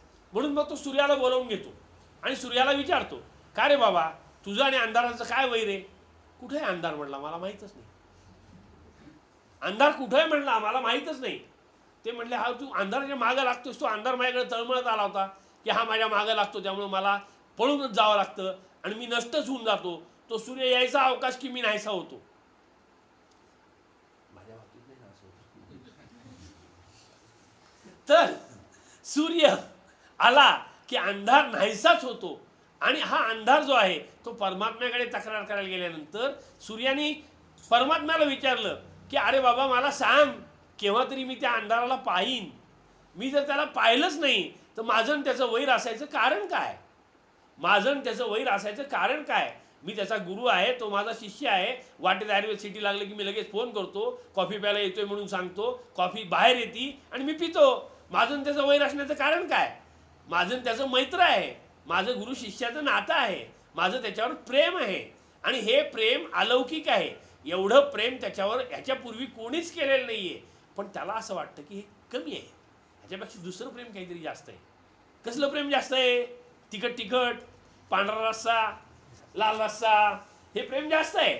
आणखी एक प्रेम जास्त आहे, त्या प्रेमातून आपण सुटत नाही. आणि मग त्याच्यातून सुटायचं असेल तर काय केलं पाहिजे, गुरुचरण आणि गुरुशरण. खऱ्या अर्थाने नमस्कार करा, बाकी काही करू नका. तर तुम्हाला अजिबात कुठंच जावं लागणार नाही, कुठंच यावं लागणार नाही. म्हणून मग तो अंधार जो आहे तो तडफडणारच नाही. त्याला जर तडफड शांत करायची असेल तर त्यांनी काय करायला पाहिजे? सूर्यात मिसळून जायला पाहिजे. कारण सूर्य आणि अंधार हे एकमेकांचे वैरी नाही आहेत. एकाच नाण्याच्या त्या दोन बाजू आहेत. दिवस आणि रात्र ह्या एकाच नाण्याच्या दोन बाजू आहेत. मग त्या अंधाराला सूर्य म्हणला मी काय तलवार घेऊन कापायला जातो का? तलवार घेऊन गेलो तरी सुद्धा तो मला दिसत नाही. मी गेलो की तो पळूनच जातो. असंच होतं. म्हणून तो अंधार नाहीसा होतो. आणि मग परमात्मा म्हणतो की काय बाबा अंधारा, तू दिसतच नाहीयेस, तर मी तुला कसं काय सांगू? सूर्य आला की तो जातोच आणि सूर्य नसला की तो येतो. अंधार पसरलेला असतो. अंधार नाहीये अशी जागा नाहीये. एक किंचित ठिणगी पडली की लगेच अंधार नाहीसा होतो. एक बारका दिवा लावला तरी अंधार नाहीसा होतो. कितीही मोठा अंधार असू दे, दिव्याच्या एका ज्योतिषाची तो खलासून जातो. आणि मग तो अंधार जो आहे तो जर एवढ्या झटकन नाहीसा होतोय तर आपण घाबरावं कशाला? आपण म्हणतो आम्हाला सगळ्यात जास्त मरणाची भीती वाटते, आम्हाला मरायचं नाही. काय अमरपट्टा घेऊन आलाय का? आम्हाला मरायचं नाही, आम्हाला मरणाची भीती वाटते. मरणाची भीती वाटते की नाही? मग तू मरणार नाहीस. डॉक्टर पेन्शनकडे जा, मरण तुला येणार नाही. 100% मरण येणार नाही. जा तू डॉक्टर पेन्शनकडे. त्या आशाची स्वयंपाक करून करून हात दुखायला लागतील, हातपाय दुखायला लागतील काम करून करून. का? तर लोकच वाढतील ना. मरण नाही येते म्हटल्यावर चला बोरला जाऊन राहूया, मरण येत नाही. बोरला जाऊन राहूया, मरण येत नाही. बोरला जाऊन राहूया, मरण येत नाही. खरंच इथे मरण येणार नाही, कारण मरणाचा तुम्हाला अर्थ कळतो. मग इथली बोर मधली माणसं काय म्हणतात? अहो आम्ही त्यांच्या जवळच आहे की, पण आम्हाला मरण येतं की. श्रद्धाच नाही ना, भेटत नाही ना, यावंसंच वाटत नाही ना, फोनच करावं असं वाटत नाही ना, कुठंतरी निघून जातो आपण. खरं प्रेम नाही म्हणून भोरमधल्या माणसांनाही कळत नाही. खरं प्रेम नाही म्हणून बाहेरच्या माणसांनाही कळत नाही. कारण त्यांची जायची घाय असते. किती वेळ बडबडतायत, आम्हाला जायचं आहे हॉस्पिटलला, घरी बायको एकटी आहे. किती वेळ बडबडताय, आम्हाला जायचंय घरी, अमकं आहे तमकं आहे, आम्हाला जाऊ देत, आम्हाला जाऊ देत, तुमची बडबड थांबवा. दर सोमवारी ही कटकट मागं लागली, एखाद दिवशी आलं नाही गेलं लगेच बोलता, याला काय अर्थ आहे का? तर हा अंधार नाहीसा होतो आणि उजेड ताबडतोब येतो. कारण दत्त वस्तुतः जन्मादिरहित आहे. दत्त वस्तुतः जन्मादिरहित आहे. दत्त वस्तुतः जन्मादिरहित आहे म्हणजे तो आहेच, त्याला नाहीसं होणं माहीत नाही. आणि आपण दत्त उपासक आहोत, आपण गुरु उपासक आहोत, आपण वाग्देवी उपासक आहोत. म्हणून आपल्याला मरण नाहीये, म्हणून आपल्याला मरण नाहीये. मला गगनगिरी महाराजांनी जाण्या अगोदर आदल्या दिवशी येऊन सांगितलं होतं, रडायचं नाही बरं का, मी जाणारे पण आहे. काय वाक्य आहे बघा ना, रडायचं नाही बरं का, मी जाणारे पण आहे. मला कळलंच नाही, जाणारे पण आणि आहे पण, ही काय भानगड आहे? मी जाणारे पण आहे. मग त्यांनी मला दाखवून दिलं की जाणारं जे आहे ते काय आहे आणि आहे ते काय आहे. आहे ते दत्त वस्तुतः जन्मादिरहित आहे. आणि जाणारं जे आहे ते कधी गेलेलं नव्हतं आणि कधी आलेलंही नव्हतं. जाणारं जे आहे, जाणारं जे आहे ते कधी आलेलंच नव्हतं. जर आलेलंच नाहीये तर जाईल कसं? जाणारं जे आहे ते कधी आलेलं नव्हतं. जाणारं जे आहे ते कधी आलेलंच नव्हतं. जे आलेलं असेल ते जाईल ना, जे आलेलं असेल ते जाईल. पण जे आलेलंच नाहीये ते कसं जाईल? जे आलेलंच नाहीये ते कसं जाईल? म्हणून ते म्हणतात मी जाणारे पण आहे. जाणारे पण आहे म्हणजे माझ्यातला जो मी गगनगिरी जो आहे, माझ्यातला जो मी आहे, पाटणकर आहे, तो जाणारे, तो जाणारे, तो जो मी आहे तो जाणारे आणि विश्व मी मध्ये मिसळून जाणारे. आणि एकदा विश्व मी मध्ये मिसळलो की काय शेवटच नाही ना त्याला. अनंत अनंत कालपर्यंत मी जाणारे पण आहे. रडायचं नाही बरं का, मी जाणारे पण आहे. रडायचं नाही बरं का, मी जाणारे पण आहे. मग आहे जे आहे ते दत्त वस्तुतः जन्मादिरहित आहे. दत्त वस्तुतः जन्मादिरहित आहे. देशाने, कालाने, वस्तूने ज्याचा परिच्छेद होत नाही.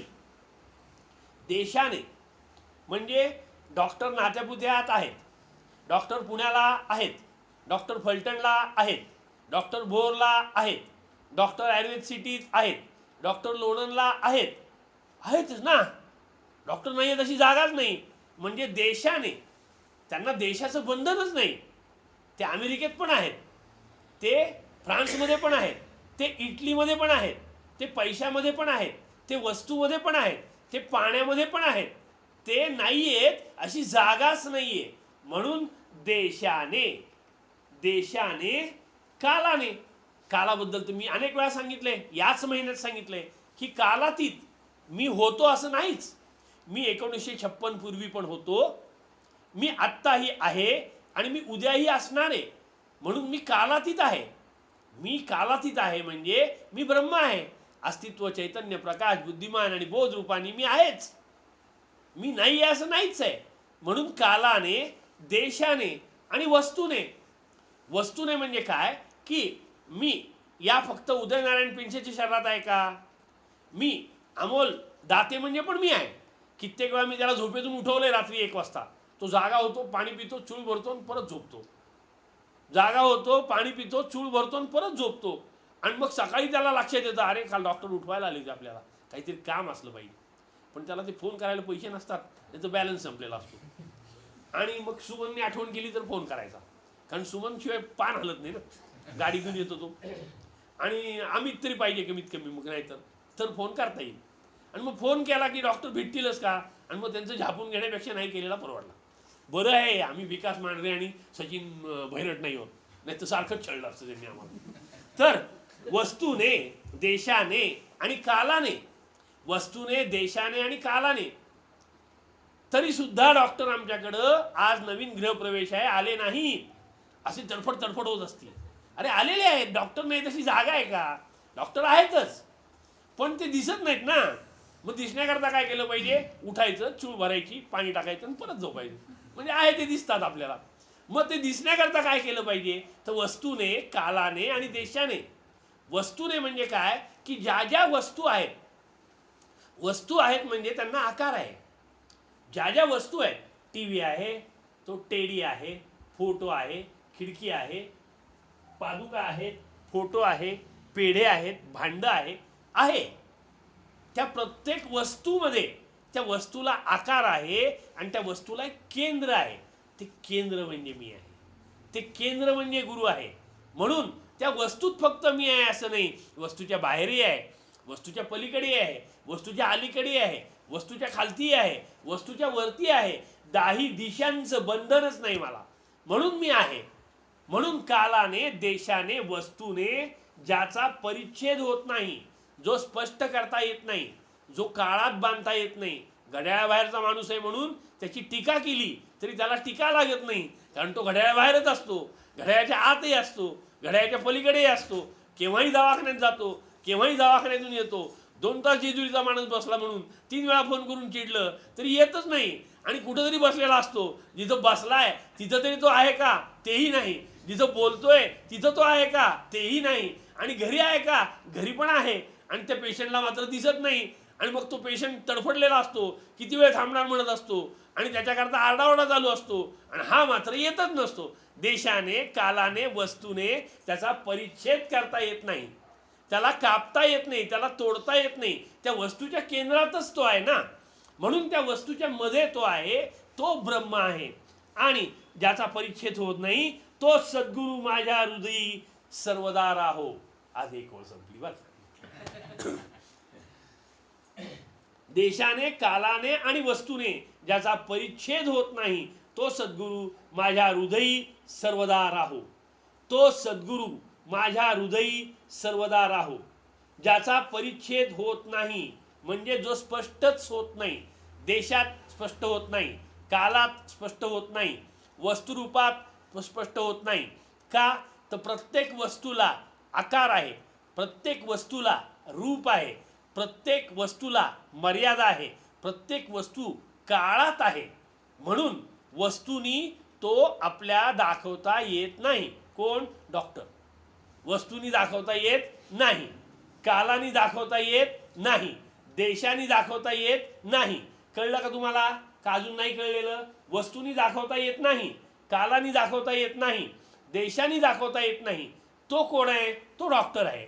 आणि म्हणून त्याचा नाश करता येत नाही. म्हणून कुठल्याही प्रकारे मी तुम्हाला सोडणारच नाही.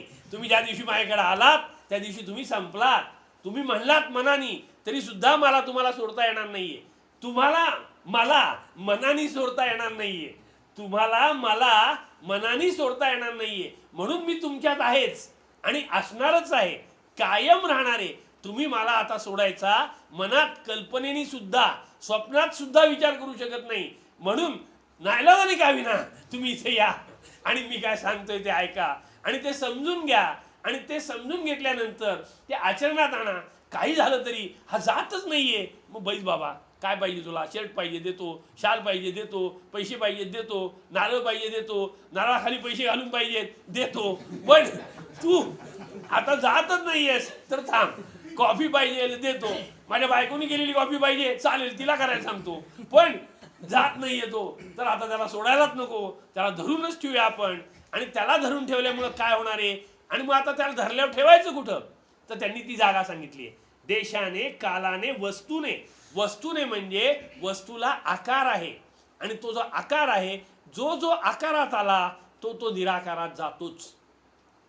जो जो आकारात आला तो तो निराकारात जातोच. तो निराकारात जात नाही असं होत नाही. पण तो निराकारात गेल्यावर संपतो का? तो निराकारात गेल्यावर संपतो का? तर नाही.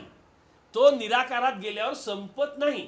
तुम्हाला वाटतं की तो मेला म्हणजे संपला, पण मेला म्हणजे मेला, मेला म्हणजे मेला, मेला म्हणजे मेला नाही. मेला म्हणजे तो इथून अदृश्य झाला, तो दुसरीकडे कुठेतरी आहेच. वस्तूचं परिणमन होतं. हे सायन्सचे टीचर शिकवतात ना की वस्तू बदलते, वस्तूचं वस्तुरूप बदलतं, पण ती वस्तू नाहीशी होत नाही. या जगात काहीही नवीन तयार करता येत नाही आणि काहीही जुनं नाहीये. या जगात काहीही नवीन तयार करता येत नाही आणि काहीही जुनं नाहीये. या जगात काहीही नवीन तयार करता येत नाही आणि काहीही जुनं नाहीये. जुनं नाहीये का? तुम्ही असं कसं म्हणता? हे पुस्तक तर जुनं दिसतंय, किती साली छापलंय कोणास ठाऊक. किती का साली छापलेलं असे ना, ते जुनं नाहीये. का? तर त्याच्या पूर्वी सुद्धा ते अस्तित्वात होतच. ते छापण्याच्या अगोदर अस्तित्वात होतच. आता छापलंय म्हणून आहेच. आणि उद्या हे फाडलं तरी ह्या कागदाचा कचरा तरी असेल, ते जाळलं तर त्याची राख तरी असेल. आणि ती राख सुद्धा औषधी आहे बरं का. ही गुरुचरित्र आहे, ही राख सुद्धा औषधी आहे. ती वाया जात नाही, ती सुद्धा तुमचं कल्याण करते. एवढा गुरु तुमच्या करता बांधलेला आहे. माझ्याकडची एक गोष्ट आहे, सांगतो तुम्हाला. मी आज खडीसाखर खाल्ली नाही बरं का, कडकड आवाज येतो.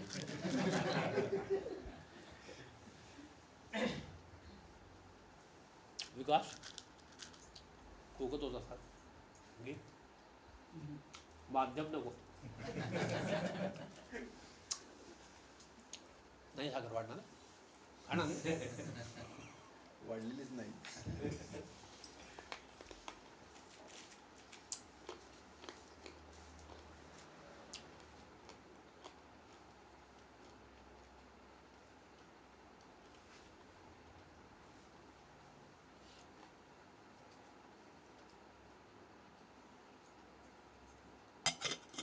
नगरची एक बाई औषधाला आली होती आणि ती काय करायची, सारखं पातळ फेडून टाकायची, परकर काढून टाकायची, पोलकं काढून टाकायची.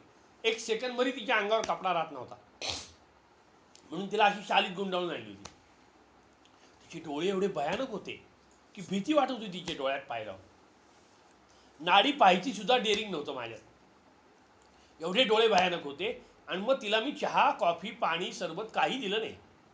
कारण तिने पिलं असतं का नाही कोण असतो, आणि कदाचित पिलं असतं ती तिथंच बरी झाली असती आणि मग मला पैसे मिळाले नसते, मग माझं पोट भरलं नसतं.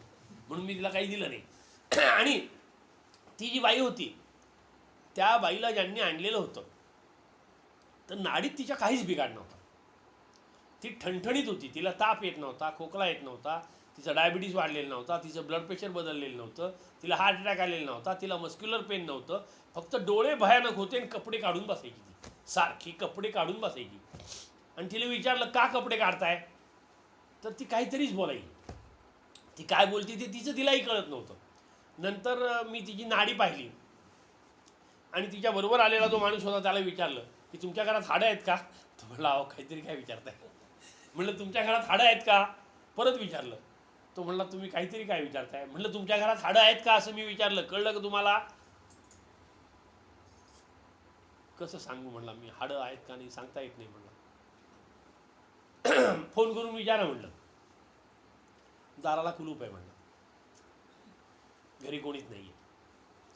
कुलूप तोडायला सांगा आणि घरात हाड आहे का विचारायला सांगा म्हणलं. मग त्यांनी त्या बाईच्या भावाला फोन केला की ते कुलूप तोड, घरात जा आणि घरात कुठं हाड आहे का सांग म्हणला. तर म्हणला काहीतरी काय सांगताय, हाड कधी घरात असतं का म्हणला. ते डॉक्टर काहीतरी सांगतो तुम्ही ऐकताय म्हणला. अरे बाबा जा ना बाबा, तो डॉक्टर मला सोडत नाहीये म्हणला, तुझी हाड आहे का पाहून ये म्हणला फक्त. आणि मग तो गेला घरात आणि मग परत फोन केला त्यांनी, हाड घरात नाहीये. म्हणलं घरात हाड आहे म्हणलं, त्यांच्या देवाऱ्यात एक डबा आहे म्हणलं आणि त्या डब्यात हाड आहे का नाही बघा तुम्ही. एक स्टीलचा डबा देवाऱ्यात होता, त्यांनी डबा उघडला त्यात हाड होतं.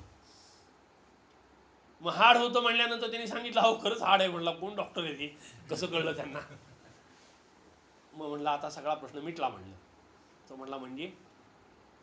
म्हणलं माझ्या माहितीप्रमाणे 5 वर्षापासून या बाई अशा आहेत म्हणले आणि 5 वर्षापूर्वी तुमच्या घरात ते हाड येऊन तुम्ही देवाऱ्यात ठेवले. ते म्हणले हो बरोबर आहे तुम्ही म्हणताय ते. आमचे गुरु महाराज गेले म्हणला आणि त्यांना जाळलं आणि दुसऱ्या दिवशी त्यांची राख सावडायला गेलो होतो आम्ही. तेव्हा त्यांची अस्थि विसर्जन करायच्या होत्या. तेव्हा म्हणला आम्हाला प्रत्येकाला असं वाटलं की आता गुरु महाराज काही दिसणार नाहीत, पण त्यांची हाडं आहेत आपण आपल्या घरी घेऊन ठेवावे. म्हणून आम्ही म्हणला 70-80 जणांनी मिळेल ते हाड घेतलं, ते घरी घेऊन ठेवलं म्हणला. पण म्हणलं आमच्याच बाईला असं झालं, बाकीच्यांना काय झालं माहीत नाही. म्हणलं विचारा तुम्ही, बाकीच्यांच्या घरातले पैसे चोरले जात आहेत, बाकीच्यांच्या नोकऱ्या जात आहेत, बाकीच्यांच्या घरातली माणसं मरत आहेत, बाकीच्या घरात एक प्रकारची मायुसी आली आहे आणि याही बाईंची ही अशी विचित्र अवस्था झाली. हो म्हणला हे बाई PhD आहेत म्हणला आणि लेक्चरर आहेत म्हणला, पण आता हे साडीच फेडतात म्हणल्यावर त्यांना कसं कॉलेजवर टाकणार. म्हटलं आता एक काम करा म्हणलं, ते जे हाड आहे ते हाड घेऊन नाशिकला जा म्हणलं आणि 13 दिवसाचं श्राद्ध करा म्हणलं. 13 दिवसाचं श्राद्ध करतो म्हटलं तरी ही बाई लगेच साडी नेसेल म्हणलं फेडलेली. तो म्हणला म्हणतो की मी आत्ता 13 दिवसाचं श्राद्ध करतो म्हणला. लगेच तिने साडी नेसली माझ्या देखत साडी नेसली आणि त्याच्यानंतर त्यांना 2 महिने ते श्राद्ध काही करायला जमलं नाही, परत ती वेळी झाली. परत मला फोन आला आता काय करायचं. म्हणलं आता ते हाड घेऊन जायचं म्हणलं, आत्ताच सांगतोय म्हणलं, परत सांगणार नाही, परत जर वेळ लागलं तर ती बरी होणार नाही, ही शेवटची सूचना आहे म्हणलं. मग त्यांनी ते केलं 13 दिवसाचं श्राद्ध आणि ती बाई दुरुस्त झाली. कालातीत वस्तूने परिच्छेद करता येत नाही, कालाने देशाने वस्तूने परिच्छेद करता येत नाही. तर ते गुरुचं हाड असलं तरी सुद्धा ते गुरुचं नाही, त्या गुरुच्या शरीराचं हाड आहे. त्यामुळे शरीराबरोबर शरीराची कर्म आहेत, ती कर्म शरीराच्या सगळ्या अवयवांना लागू आहेत. म्हणून तो गुरुच्या पायात परमेश्वर आहे, पण गुरुच्या हाडात परमेश्वर नाही आहे. गुरुच्या हाडात परमेश्वर आहे, पण त्या हाडात तो गुरु असताना आहे, गुरु नसताना तो पितर झाला, तो योनीतून बाजूला झाला. म्हणून तो गुरु जो आहे तो गुरु वेगळा आहे, तो वेगळा आहे आणि हा वेगळा आहे. हे 2 वेगळ्या वेगळ्या पद्धती ज्या आहेत त्या आपण समजून घेतल्या पाहिजे. म्हणून वस्तूने कालाने देशाने परिच्छेद करता येत नाही.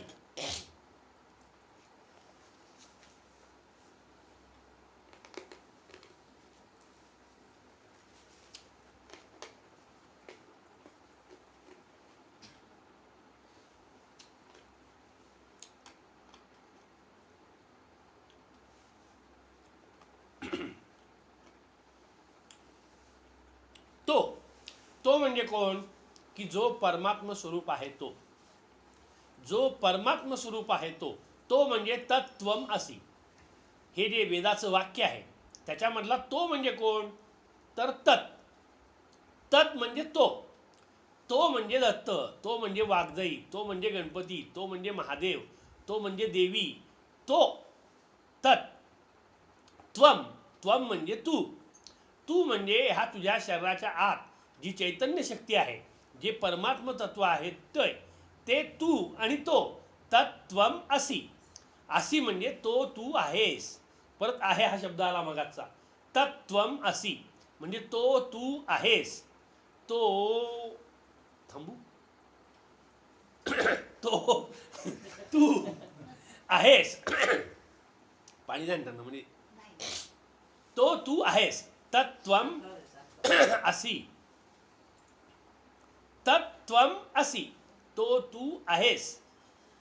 तत् म्हणजे तो म्हणजे ती चैतन्य शक्ती, परमात्म शक्ती. ती परमात्म शक्ती जी आहे ती अख्ख्या जगात भरून राहिलेली आहे. ती अख्ख्या जगात भरून राहिलेली आहे. तो म्हणजे तत्. त्वम म्हणजे तू. ज्याला आपण अमोल अमोल म्हणतो तो अमोल अमोल नाही. ज्याला आपण अमोल दाते म्हणतो तो अमोल दाते नाही. अमोल दातेला अख्खा फाडून काढला तरी सुद्धा अमोल आत शिल्लक असतोच. तो जो अमोल आहे, मगाच्या वेळेला, मागच्या वेळेला, त्याच्या मागच्या वेळेला जे मी सांगितलं, कारण शरीर, महाकारण शरीर, स्थूल शरीर, या तिन्ही शरीराच्या आत जो सूक्ष्म शरीराने व्याप्त आहे तो म्हणजे अमोल आहे. पण त्याला अमोल हे नाव नाही आहे. अमोल हे नाव फक्त या शरीरापुरतं मर्यादित आहे. त्याला नावच नाही आहे. तो बेनाम आहे. म्हणून तो खरा बेनाम बादशाह आहे. तो अनिल कपूर नाही आहे. पण तो बेनाम बादशाह आहे. म्हणजे तो जो आहे तो तत्त्वम असी. तो जो आहे तो, तू जो आहेस तू, तत्त्वम. त्वम म्हणजे त्यातलं जे नित्य तत्व आहे की जे अविनाशी आहे, जे कधीही नाहीसं होत नाही, जे पूर्णत्वाने भरलेलं आहे. पूर्णातून पूर्ण काढलं की पूर्णच तयार होतं. पूर्णात पूर्ण घातलं की पूर्णच तयार होतं. ते पूर्ण जे आहे ते पूर्ण देवीला आवडतं.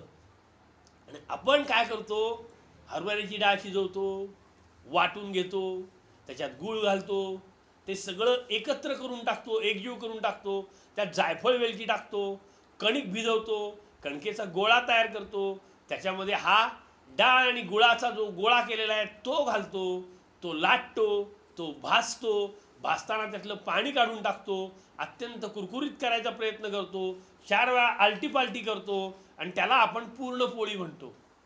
मी पद्मावतीच्या आरतीत लिहिलेलं आहे ना, पूर्ण पोळी तुला ग दिली. मी पुरणपोळी तुला ग दिली असं नाही म्हणलेलं. आईला पुरण नकोय, आईला पूर्ण पोळी पाहिजे. आईला पूर्ण पोळी पाहिजे. म्हणजे काय पाहिजे, आईला पूर्ण. पूर्ण म्हणजे आपल्यातलं जे पूर्ण आहे आणि जे पोळी स्वरूप आहे. पोळी हा जो शब्द आहे आपल्याला फक्त चपाती पुरता माहिती आहे, आपल्याला पुरणपोळी पुरता माहिती आहे.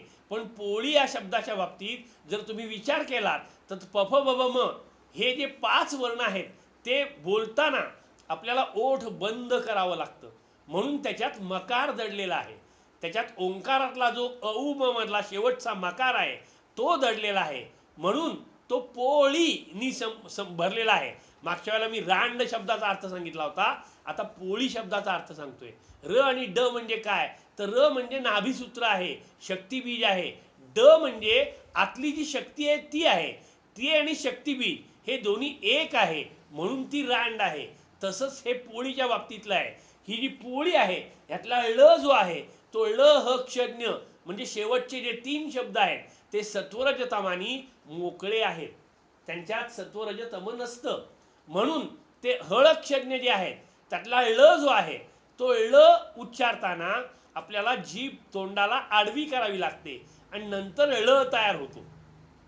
मग ही जी जीभ आडवी करतो त्यावेळेला आपण पोकळीला आड येतो.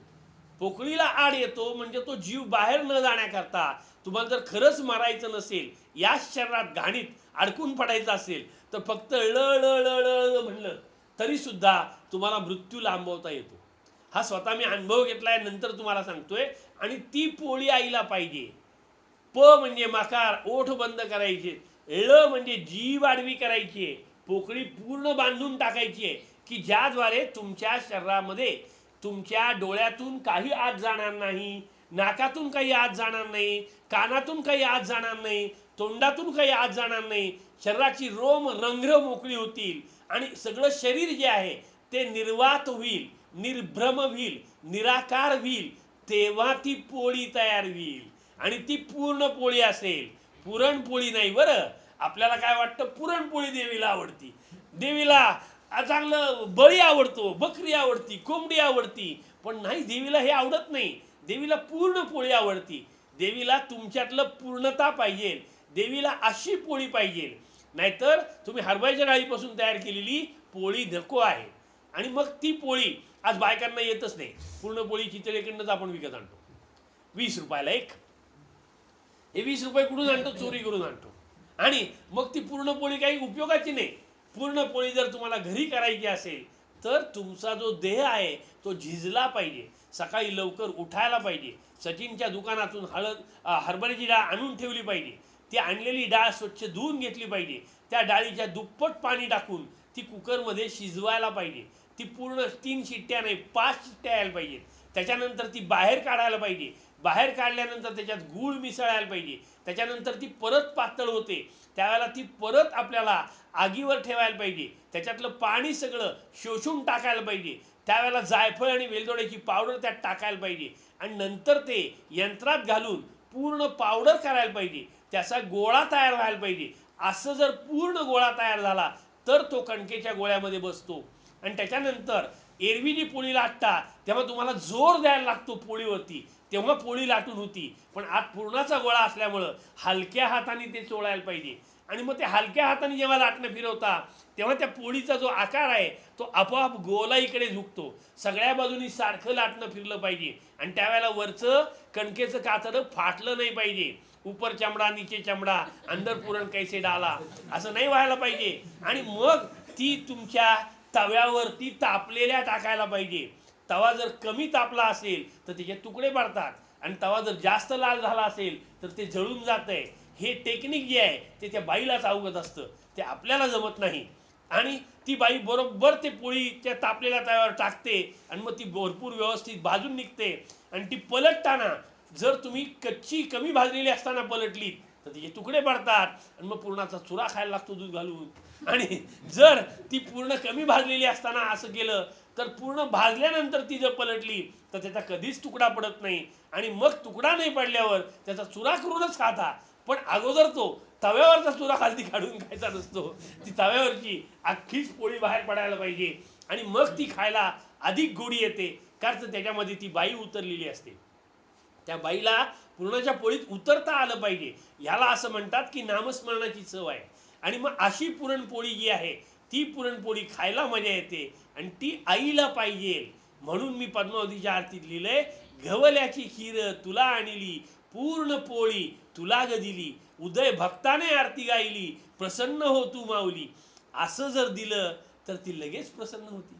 बघता बघता तू प्रसन्न झाली, अल्पसेवेवर संतुष्ट झाली. ही अवस्था केव्हा येते? जेव्हा तुम्ही तुम्हाला अर्पण करायला शिकता. तेव्हा तुम्ही देशाने कालाने वस्तूने परिच्छेद होत नाही अशी तुमची अवस्था येते. तेव्हा तत्वम असी या 3 शब्दांशी तुम्ही जेव्हा एकरूप होता तेव्हा हे तत्वम असी जे आहे यातलं असी म्हणजे आहे म्हणजेच दत्त वस्तुतः जन्मादिरहित आहे. हे आहे जे आहे ते आणि असीतलं जे आहे हे एकच आहे. कारण आहे म्हणजे आहे, त्याला नाश नाहीये, त्याला निर्मिती पण नाहीये. ते पूर्णपणे सगळ्या सृष्टीमध्ये भरून राहिलेलं आहे. म्हणून कालाने आणि वस्तूने ज्याचा परिच्छेद होत नाही तो सद्गुरू. सद्गुरू म्हणजे काय? तर गुरु आपल्याला जन्मापासून भेटतात. जन्माला आल्यावर पहिल्यांदा आई आपल्याला दूध प्यायला शिकवते.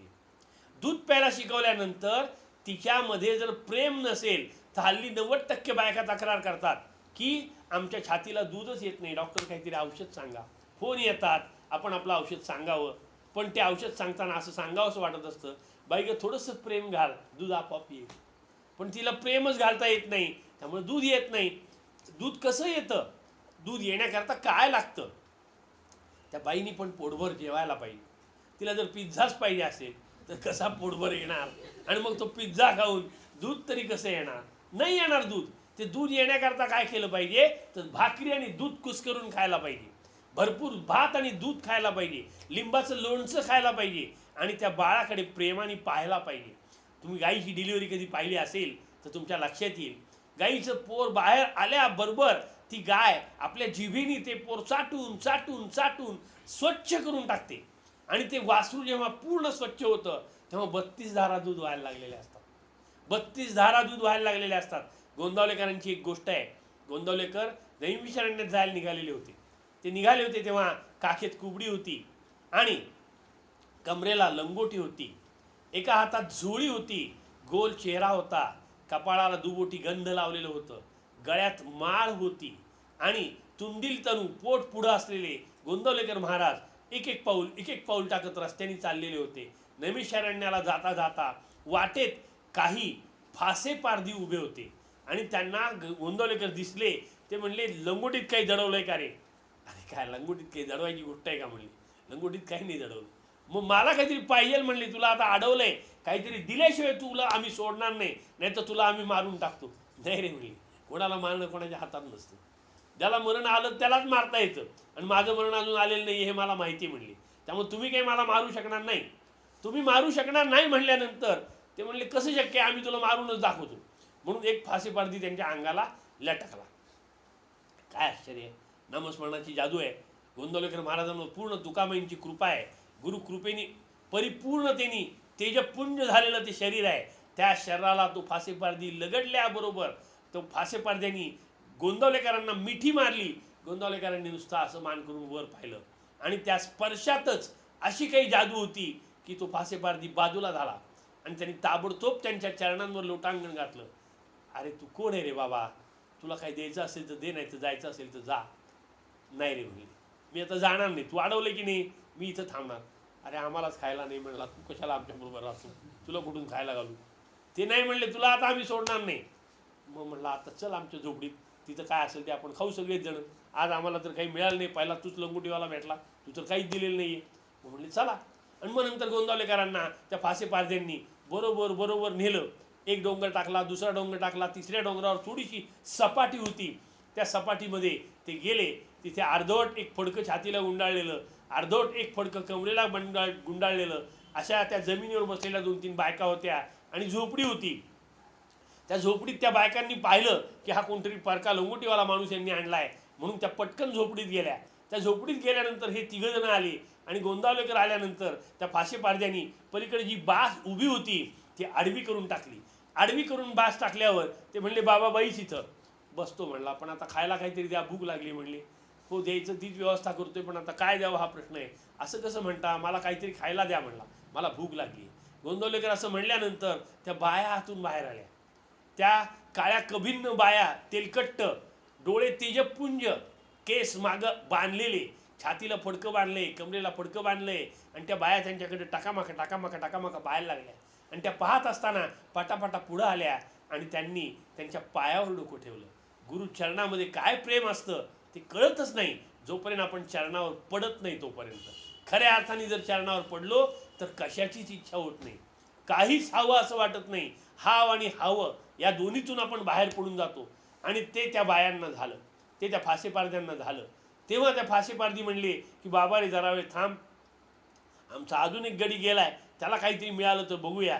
ते मिळालेलं आपण या तिघी, आम्ही तिघं आणि तू आणि तो, असे सगळेजण 8 मिळून ते खाऊया. ते म्हणले ते खाऊया नंतर तो आल्यावर, पण इथं आता समोर गाय दिसते ना म्हणले, तर गाईला का नाही पिळत तुम्ही? अरे काय सांगू तुला, ती गाय वाहन जाय म्हणली, आमच्या घरी आली आणि तिलाच आम्ही खायला काढून धरणीला वार झालोय म्हणली. तिला आम्हाला खायला घालावं लागते, वाटून गवत आणून हिरवा पाला आणून तिला खायला घालावं लागतोय, कारण ती दूध पण देत नाही आणि गाभण पण राहत नाही, तशीच तिला आम्ही सांभाळतोय. काहीतरी काय बोलतात, ती गाय दूध देत नाही, शक्य आहे का म्हणले. मग काय सांगू म्हणले, आण म्हणले सर्वी, बघतो तिने दूध दिलं तर. आणि गोंदवलेकर महाराज पटापटा तिथे गेले. त्यांनी सर्वी आणून दिली. सर्वी आणून दिल्यानंतर त्यांनी गाईच्या पाठीवरून हात फिरवला, गाईच्या कपाळावर हात ठेवला. टपाटप डोळ्यातून पाणी यायला लागलं, टपाटप डोळ्यातून पाणी यायला लागलं. गाईच्या पाठीवरून महाराजांचा प्रेमळ स्पर्श फिरत होता. फिरता फिरता गोंदवलेकर महाराज त्या तिच्या 4 पायांमध्ये जाऊन उकिडवे बसले, दोन्ही गुडघ्यामध्ये सर्वी घेतली आणि त्यांनी एकदा त्या गाईकडे पाहिलं आणि एकदा आचळाला हात घातला आणि पटापटा पिळायला लागल्यावर कधी सर्वी भरली ते कळलंच नाही. ती सर्वी भरत असताना त्या गाईच्या मात्र मुखातून न बोलके शब्द बाहेर येत होते. महाराजा किती प्रेम रे तुझं माझ्यावर, मी तुझ्या गोठ्यात होते तेव्हा तू मला सारखा दिसायचास, तुझ्याकडे पाहून मला बरं वाटत होतं, मला रामरूप दिसत होतं, तुला पाहिल्यानंतर मला आनंद होत होता. आणि नंतर मी देह सोडला आणि नंतर मी परत या फासेपारध्याकडे आले आणि गाईच्या रूपात येऊन राहिले, तर माझंही दुःख तुला कळलं आणि तू मला इथं भेटायला आलास. महाराजांच्या हस्तस्पर्शातून आपोआप 32 धारा दूध व्हायला लागलं. वांज असलेल्या गाईला पाना फुटला, दूध तयार झालं. त्या बाईने आत नेऊन दूध तापवलं आणि सगळ्यांनी ग्लास दूध घेतलं. आणि मग फासेपारध्यांना तो म्हणला, आता मी जाऊ का रे? तेव्हा ते म्हणले जातोच आहेस तर जा, राहत असशील तर राहा, तुझ्या नादात आमचा अख्खा दिवस खूप आनंदात गेलाय, असं तुम्हाला का नाही वाटत, हे मला दुःख आहे. असं तुम्हाला का नाही वाटत, हे मला दुःख आहे की मी तुमच्याबरोबर असून सुद्धा तुम्हाला संध्याकाळी 7 वाजताच गेले की डॉक्टर भेटतील, 5च्या आत कशाला जायला पाहिजे असं का वाटतं, लवकर येऊन बसावं असं का वाटत नाही, 8:30 8:45लाच यावं, त्या सुताराला आणायचे म्हणून डॉक्टरांचा अर्धा तास कसा घेता येईल असा विचार का यावा, तो डॉक्टर ओरडत येईल तरी सुद्धा तो लॅपटॉपच सांभाळला पाहिजे असं का वाटावं, हे का वाटतं, हा प्रश्न आहे माझ्या पुढं, की माझं प्रेम कमी पडतंय, माझा पाना कमी पडतोय, मी तुमच्या पाठीवर प्रेमाने हात फिरवत नाहीये, म्हणून तुम्ही माझ्यावर प्रेम करत नाही आहात असं मला वाटतंय. कारण महाराजांनी हात लावल्याबरोबर त्या गाईला धार सुटली, त्या गाईने दूध दिलं, ते दूध सगळ्यांनी पिलं, आणि त्याच्यानंतर गोंदवलेकर महाराज म्हणले माझ्याजवळ देण्यासारखी एकच गोष्ट आहे, त्रयोदशाक्षरी श्रीराम जय राम जय जय राम, ती तुम्हाला सगळ्यांना मी देतो आणि जातो. फासे पारध्यांना सुद्धा त्यांनी मंत्र दिला, एवढे महान तत्व आहे ते, आणि त्या मंत्राचं नंतर चीज करणं आपल्या हातात आहे. आपण जर मटण खात बसलो, दारू पीत बसलो, आणखी काहीतरी भानगडी करत बसलो, नुसतंच हेच केलं तर डॉक्टरांनी किती ताकदीचा मंत्र देऊ दे, त्याचं काही चीज होणार नाही, आपल्यालाही नाही, आणि डॉक्टरांना मात्र शिक्षा करणार देव की तू या माणसाला का दिलंस. तर डॉक्टरांना शिक्षा होऊ नये म्हणून तरी तुम्ही त्या मंत्राचं चीज करा आणि त्या मंत्राला आठवा, त्या मंत्राचं स्मरण करा, आणि नाहीतर डॉक्टरांना मारून टाका. परत कटकट नको डॉक्टरांची असली बोलायची, म्हणजे त्यांना मारण्याकरता काही प्रत्यक्ष मारलं पाहिजे अशातला भाग नाही, त्यांच्याकडे आलं नाही म्हणजे वाज झालं, प्रश्न मिटला. तर तत्वमासीमध्ये हा जो सद्गुरू आहे, हा गुरु जो आहे, आई आपल्याला लहानपणी प्यायला शिकवते, त्याच्यानंतर आई आपल्याला खायला शिकवते, त्याच्यानंतर आई आपल्याला पाणी प्यायला शिकवते, त्याच्यानंतर आई आपल्याला शी करायला शिकवते, कपडे घालायला शिकवते, आंघोळ करायला शिकवते, वाचायला शिकवते. पहिलं गमभन आपण आईकडून शिकतो, म्हणून आई पहिली गुरु आहे. नंतर आई आपली बापाची ओळख करून देते, म्हणून बाप आपला दुसरा गुरु आहे. म्हणून ती एक म्हण आहे, आई माघारी बाप शेजारी. आई जर गेली तर बाप तेवढ्या आपुलकीने पाहत नाही, म्हणून ती म्हण पडली आहे. पण बापही लहान नाही बरं, आई एवढाच बापही महान आहे, तो दाखवत नाही एवढाच फरक आहे, पण त्याच्याही आत प्रेमाचा तेवढाच साठा भरलेला असतो. पण पुरुषी अहंकार असल्यामुळं तो पळत नाही, तो कृपा करत नाही, आणि आई लवकर कृपा करू शकते, म्हणून आपण गुरुला माऊली करून टाकलं. तर हा बाप हा आपला दुसरा गुरु आहे. त्याच्यानंतर शाळेत शिकवणारा आपल्याला तिसरा गुरु आहे. त्याच्यानंतर ब्रह्मदेव गुरु आहे, ब्रह्मदेव गुरु आहे, त्याच्यानंतर विष्णू गुरु आहे, त्याच्यानंतर शंकर गुरु आहे, त्याच्यानंतर गणपती गुरु आहे, त्याच्यानंतर दत्त गुरु आहे, त्याच्यानंतर दत्त रूपातले जे नरसिंह सरस्वती, श्रीपाद श्रीवल्लभ, अक्कलकोट स्वामी, माणिक प्रभू, साईबाबा, हे सगळे गुरु आहेत. आणि ह्या गुरूंच्या नंतर आपल्याला जे गुरुरूप भेटलेलं आहे ते गुरु आहेत. पण हे सगळे जे आहेत हे आपल्याला एक ठराविक मर्यादेपर्यंत ज्ञानदान करणारे गुरु आहेत. पण जे सद्गुरू असतात ते आपल्याला सद्वस्तू दाखवून देतात, म्हणून त्यांना सद्गुरू असं म्हणलेलं आहे. हे सहान गुरु नाही आहेत, ते आपल्याला झोपेतून पण उठवतात, ते आपल्याला झोपवतात, पण ते आपल्या जेवढ्या खाण्याची पण काळजी घेतात, ते आपल्या कपड्या लत्त्याची पण काळजी करतात, ते आपल्या चरितार्थाची पण काळजी करतात. पण आपण त्यांच्यावर प्रेम करायला कमी पडतो, आपल्या त्रुटी ज्या आहेत त्या आपल्याला कळत नाहीत, आणि गुरुच्याच त्रुटी आपण काढत बसलो तर आपल्याला कधीही प्रेम म्हणजे काय हे कळणार नाही. आणि म्हणून तो जो सद्गुरू आहे तो काही अलौकिक आहे. म्हणून इथे सद्गुरू शब्द आलाय की देशाने, वस्तूने, कालाने त्याचा परिच्छेद होत नाही, तो सद्गुरू, तो सद्गुरू माझ्या हृदयी. माझ्या म्हणजे त्यांना असं सांगायचंय की मी आणि तू एकरूप झालेलो आहोत. तत्वम हे एक झालेलं आहे, यात द्वैत राहिलेलं नाहीये. तो गुरु आणि शिष्य हे दोन्ही एक झालेले आहेत, मित्र आणि मित्र हे एक झालेले आहेत, आई आणि मुलगा हे एक झालेले आहेत, पती आणि पत्नी हे एक झालेले आहेत, गुरु आणि शिष्य हे एक झालेले आहेत. असे सद्गुरू माझ्या हृदयी. माझ्या म्हणजे मी जो आहे त्यातला जो आतला मी आहे त्याचा संबंध या माझ्याशी आहे, बाहेरचा मी आहे त्याचा संबंध या माझ्याशी नाहीये. म्हणून असे सद्गुरू माझ्या हृदयी. हे हृदय जे आहे, मागे एकदा मी तुम्हाला सांगितलं होतं की आपल्या शरीरात 2 हृदय आहेत. एक उरस्त हृदय आहे आणि एक शिरस्थ हृदय आहे. शिरस्थ हृदय जे आहे ते उरस्थ हृदयाचं संचालन करतं आणि उरस्थ हृदय सगळ्या शरीराला रक्ताचा पुरवठा करतं आणि तेही वरती शिरस्थ हृदयाला रक्ताचा पुरवठा करतं आणि शिरस्थ हृदय जे आहे ते उरस्थ हृदयाला चालवायचं काम करतं. हे शरीरात सुद्धा द्वैत आहे. हे शरीरात सुद्धा द्वैत आहे. दोन डोळे हे द्वैत आहे, दोन कान हे द्वैत आहे, दोन हात हे द्वैत आहे, दोन पाय हे द्वैत आहे. या द्वैतातून आपल्याला अद्वैत साधायचंय. ते केव्हा? जेव्हा ये हृदयीचे ते हृदयी घातले हे सिद्ध होतं तेव्हा. म्हणून हे जे हृदय आहे ह्या हृदयामध्ये तो सद्गुरू माझ्या हृदयी सर्वदा राहो. मग अशी आहेचा जो अर्थ सांगितलेला आहे तो सर्वदा मध्ये दडलेला आहे. सर्वदा म्हणजे सतत. सतत हा एकेरी तिन्ही शब्द एकत्र आलेले आहेत. दोनदा त आलेला आहे आणि एकदा स आलेला आहे. या सतत या शब्दाचा जर आपण विचार केला तर सतत या शब्दाचा काय अर्थ आहे? तर सतत म्हणजे जे कधीच संपत नाही, जे कधी निर्माण होत नाही आणि जे आहे म्हणजे आहेच, कुठेही जा ते आहेच. म्हणून तिथे सर्वदा हा शब्द वापरलेला आहे. तिथे सतत हा शब्द का वापरला नाहीये? तर सर्वदा या शब्दामध्ये सर्व, सर्वस्व, सर्वार्थानी, सर्व परिपूर्णतेनी, सर्व म्हणजे ह्या जगाच्या अखिल निखिल ब्रह्मांडात, 14 ब्रह्मांडात, आपल्या शरीरात, आपल्या शरीराच्या बाहेर अशा सगळीकडे सद्गुरू माझ्या हृदयी सर्वदा राहो. राहील म्हणून सांगितलेलं नाहीये, भविष्य काळात ते गेलेले नाहीयेत. ते राहत होता असं म्हणत नाहीयेत, ते भूतकाळात गेलेले नाहीयेत. ते म्हणतायत सर्वदा राहो. हा राहो हा जो शब्द आहे हा आपल्याला ते असं समजावून सांगतायत की हे परिपूर्णतेनी परमात्म तत्व जे आहे ते सर्वदा माझ्या हृदयात राहो. तुम्ही थोडे कंटाळलायत, हे 3 शब्द पुढच्या आठवड्यात सांगतो. परत एकदा, माझ्या हृदयी सर्वदा राहो. श्रीराम.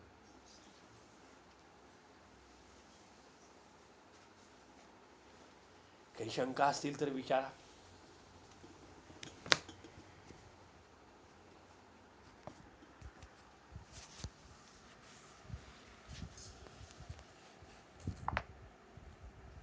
क्षमा करा डॉक्टर, तुम्हाला